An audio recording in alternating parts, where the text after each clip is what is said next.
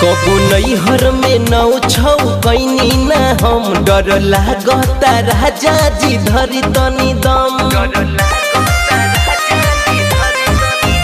कबू नैहर में नौ छौ कैनी न हम डर लागता राजा जी धरी तनी दम।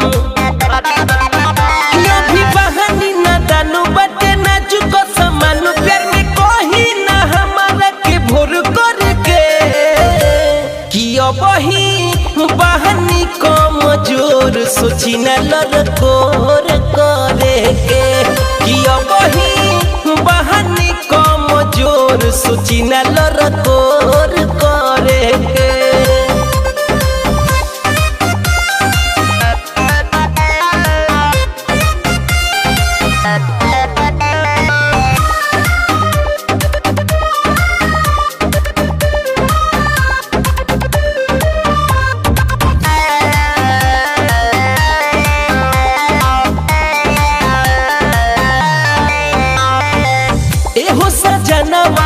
तोहरे हो धनवा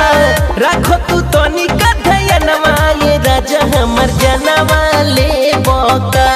तू धनी के पारनवा ले बोका दिया करो नया नारिया दूध बाटे न हमर से जो पहरो जो झक झोरे के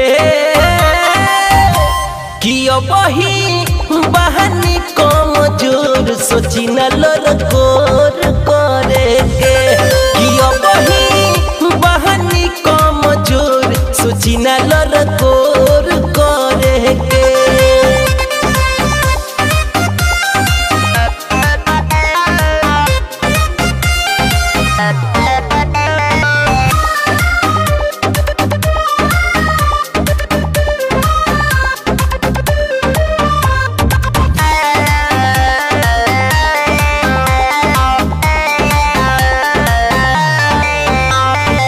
हो गइल रात छोड़ तू हाथ सुती जा रंजन समारात की बुझो में हदी के जज्बात हो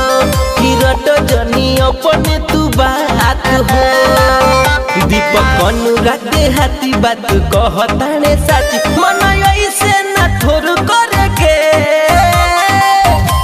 किया बही बहानी कम जोर सोची न लड़कोर करे के